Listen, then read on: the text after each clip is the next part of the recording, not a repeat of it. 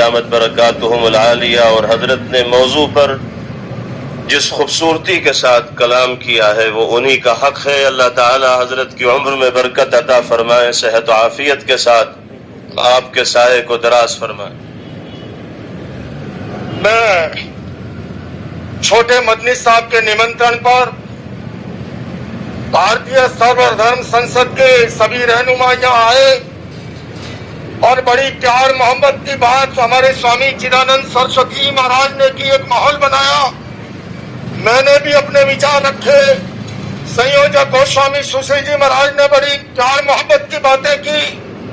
हमारे सिख समाज से परमजीत सिंह चंडोक जी ने बड़ी प्यार मोहब्बत की